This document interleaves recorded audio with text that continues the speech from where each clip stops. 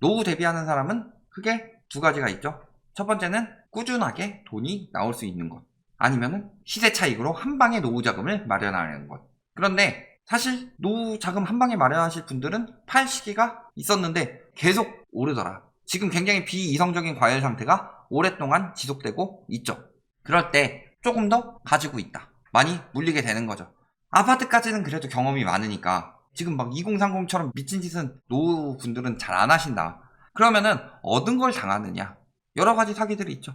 아파트도 당하는 건 물론 있어요. 아파트 외적으로 많이 당하더라. 그래서 요즘에 시중 부동자금이 늘었다는 거, 시세 차익 올리고 팔아서 가지고 있다는 거죠. 그런데 부동산만 알고 계신 베이비 부머 세대들이 많더라. 그들의 돈을 어떻게 끌어낼 것이냐. 그러니까 요즘에 주택 규제 강하니까 상가로 간다, 오피스텔로 간다. 그래, 오피스텔까지는 그렇다 칩시다. 그런데 뭐 생활형 숙박시설 막 이런 거 이야기 나오면서 그거 솔직히 사기다.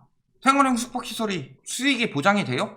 수익형 호텔이랑 비슷하다고 보면 되죠. 왜? 그 정도 수익이 보장이 된다 라고 말하려면은 수익형 호텔처럼 거기가 관광이 잘 들어오고 해서 계속 수익을 내고 위탁 업체한테도 어느 정도 수익을 떼주더라도 이 정도 수익을 낼 수 있다. 그게 돼야 되는데 수익형 호텔 중에서 제대로 내는 데 없죠.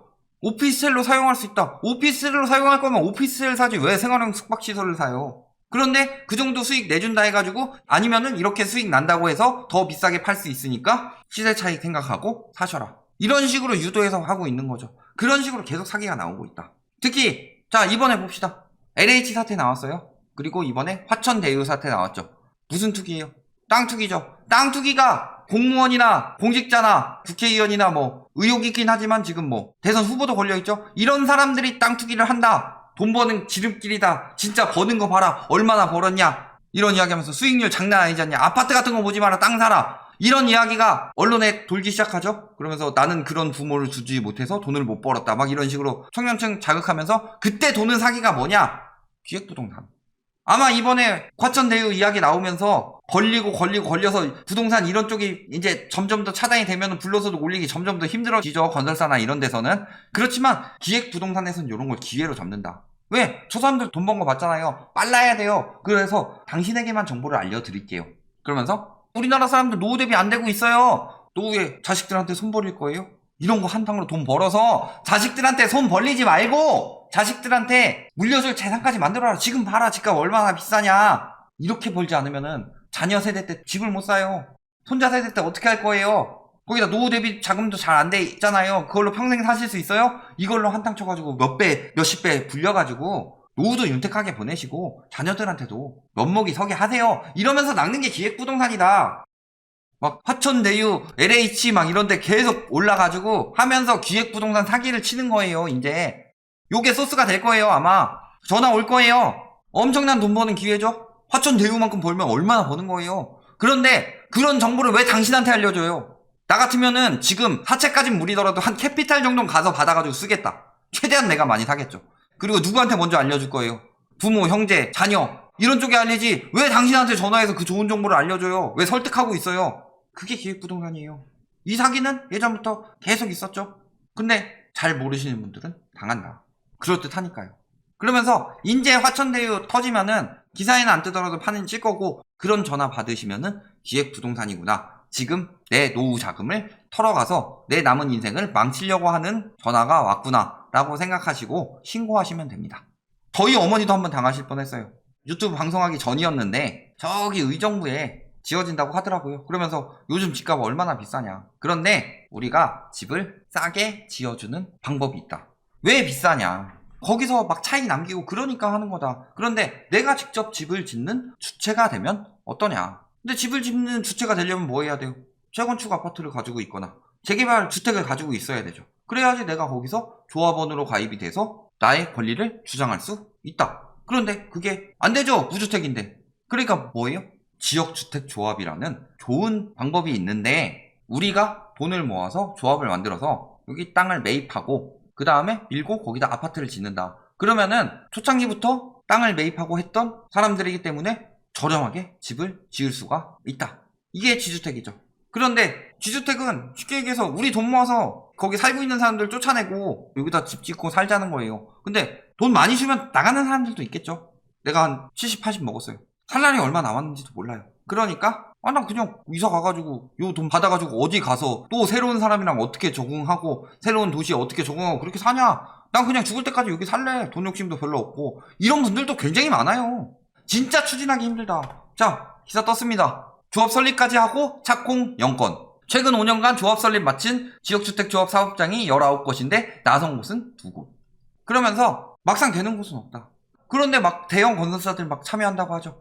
유명한 데는 서땡, 별 언덕 뭐 이런 데부터 거기는 지주택계에선 굉장히 유명하죠. 굉장히 대형 건설사들. 그 건설사들이 건설하는 조건이 있어요. 조합원 몇 퍼센트 이상 모였을 때. 그리고 토지 매입 얼마 정도 이상 진행됐을 때 하겠다. 그러니까 토지 확보도 안 됐는데 다른 것을 들이대고서 토지 확보된 것처럼 보여주고 이러면서 조합원을 모집하는 거예요. 니들이 들어와야 그 건설사가 들어오니까. 그래서 건설사가 왜 계속 바뀌느냐. 막상 보면 그 건설사가 직접 들어오는 경우 진짜 좋은 입지에 제대로 추진되고 있는데 아니면 안 들어간다. 대부분은 그런 데는 남들한테 안 가죠. 그런 지주택이 왜 남들한테 가요? 모여가지고 지들이 하지. 지주택 성공하는 거예요? 많이 안 그래요. 특히 당신한테 돌아가는 지주택은 성공 확률 거의 없다. 아, 저런 데 성공하던데요? 진짜 그건 드문데고 진짜 성공할 만한 입지들은 암암리에하죠. 그리고 성공하더라도 굉장히 오랜 시간이 걸리고 분양받아서 착공해가지고 들어가는데 몇 년 걸려요. 한 길어야 5년이죠. 입주까지. 근데 저거 어때요? 한 3년 정도 걸리죠. 지주택은 10년 걸려도 안 되는 데도 많다. 겨우 10몇 년 걸려서 성공해봐라. 그때까지 쓴 돈, 금액, 추가 분담금 뭐 이런 것들 계속 해보면은 남는 것도 없어요.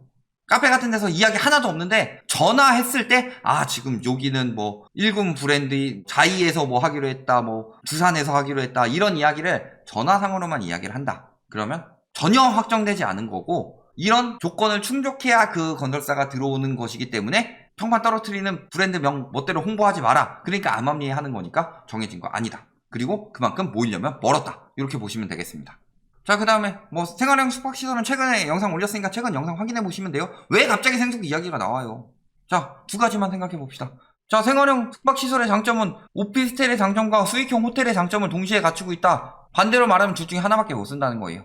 이 용도로 쓰면 이 용도로 못 쓰는 거고 이 용도로 쓰면 이 용도로 못 쓰는 거죠. 그런데 이 용도로 쓰려고 생각해보면 레지던스 입지가 오피스텔 입지에 있느냐? 오피스텔은 뭐가 있어야 돼요? 교통이나 직장. 근데 레지던스는 이런 용도로 들어가지 않죠. 보통 어디에 들어가요? 관광 혹은 해외에서 오는 업무 많은 사람들. 그러니까 외국인들이 쓰라고. 호텔처럼. 이런 데 많이 들어가죠. 그러면 오피스텔로 쓰기에는 입지가 좋지 않다. 차라리 오피스텔을 받아라. 수익형 호텔로 쓰기에는 수익형 호텔은 무조건 망입니다. 수익형 호텔에 수익 보장해준다고 해서 수익 보장되는데 거의 없어요. 대부분 손해입니다. 예전에 그 LNG 강사가 강의료 1000만원 받아놓고서 수익형 호텔을 소개시켜줬어요. 수익형 호텔을 소개시켜주면은 최소한 700에서 1000은 수수료 줍니다. 그래서 팔아먹었어요. 그 사람 그 돈은 그 돈대로 날리고 강의료는 강의료대로 내고 맨날 적자만 나고 있다. 수익 보장이요? 절대 안 납니다. 수익 보장이 그 정도 될 거면은 본인들이 그냥 운용할 거예요. 자, 그 다음에 분양 사기 봅시다. 상가 할인 분양 지금 나왔어요. 지식산업센터 분양 과정에서 6억원 상당의 상가를 30% 할인된 4억 2천에 분양하겠다고 속여서 입금 받고서 날랐다. 오피스 투자 1898만원이면 끝? 인생이 끝이다. 10% 나머지 이거 없어도 살 수 있다. 근데 건설사가 이렇게 해놓고서 돼요? 투자금의 최대 45%는 물론 원금까지 보장한다.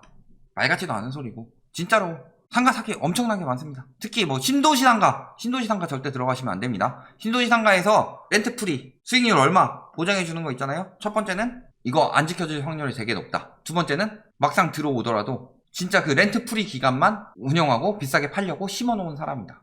막 여기에 대형 뭐 스타벅스 들어오고요, 버거킹 막 이런 거 막 들어와가지고 여기는 장기적으로 있을 수밖에 없어요. 임대 맞춰줬어요. 임대 계약서 확실히 들어와서 확정되기 전까지 믿으시면 안 됩니다. 언제 바뀔지 몰라요. 그것도 확정된 거 아니에요. 그것 때문에 피해본 사람 엄청나게 많아요. 특히 노후 막 수익률 보장, 아니 10억짜리 사가지고 수익률 4% 나오면은 연 얼마예요?